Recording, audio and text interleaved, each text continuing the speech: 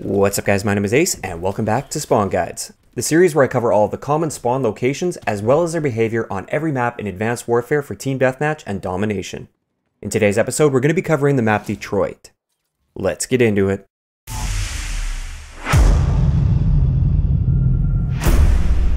Alright guys, so Detroit is kind of an oddly shaped map for Advanced Warfare. Most of the maps in Advanced Warfare are basically rectangular shaped, and they play very linearly.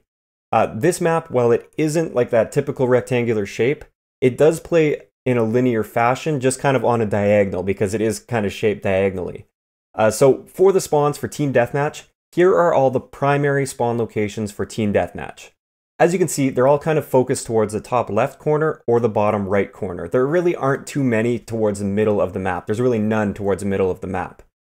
This is normally what we'd expect to see with a linear map, and then most of the maps that are shaped kind of like this, they tend to have spawns also like all the way around the edges in a full circle. This one isn't like that, and this is why this map plays in a linear fashion. So those are all the primary spawn locations. Let's take a look at the secondary spawns.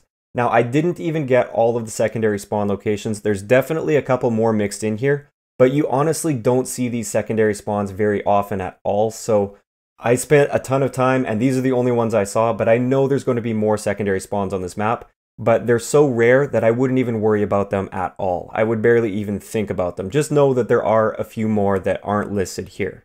99% of the time, though, you're going to be running into these primary spawns, or maybe one of the secondary spawns that I found in my hour or so of analysis of these spawns.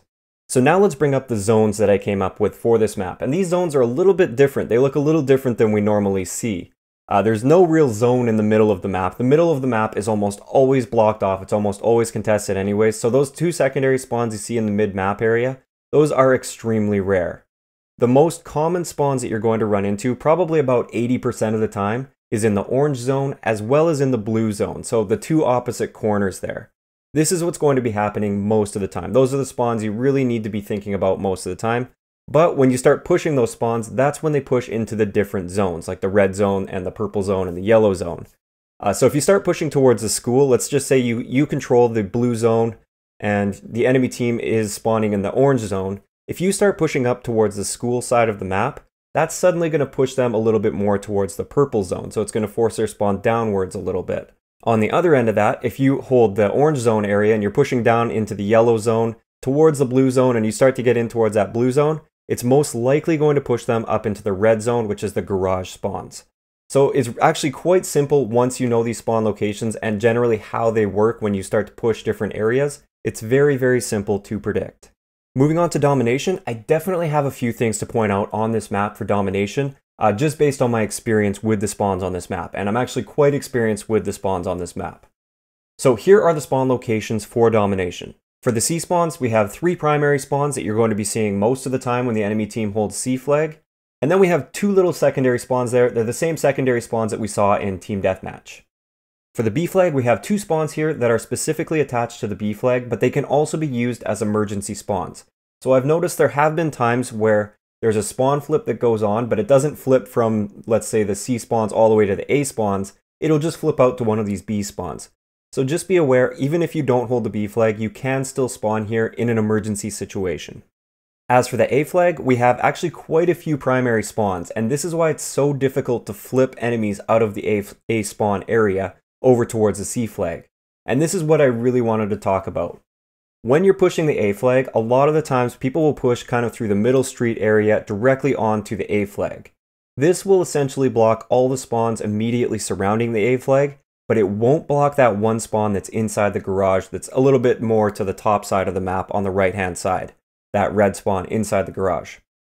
This is a spawn that not very many people predict, but it's the easiest spawn to predict. When you're pushing into that A flag, people think they're safe and they don't pay attention to their back because they're pushing in towards the A flag. They don't realize people are going to be spawning in garage and they get shot in the back all the time.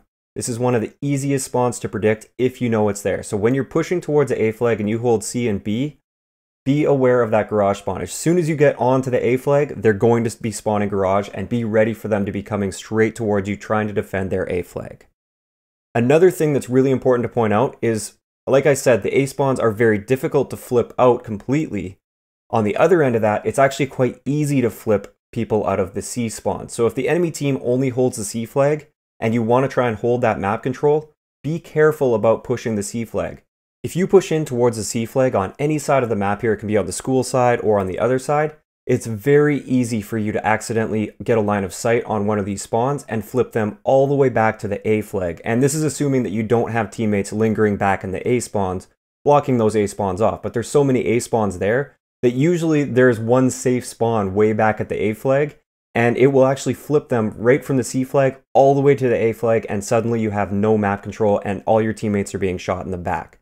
So be really cautious when you're trying to push a little bit towards the C flag without flipping spawns. So that's going to wrap it up for today's episode of Spawn Guides on Detroit. Let me know in the comment section below which one of the maps you'd like to see me cover next. If you enjoyed the video, a like rating is always appreciated, and don't forget to subscribe for more if you haven't already. I'll talk to you guys next time.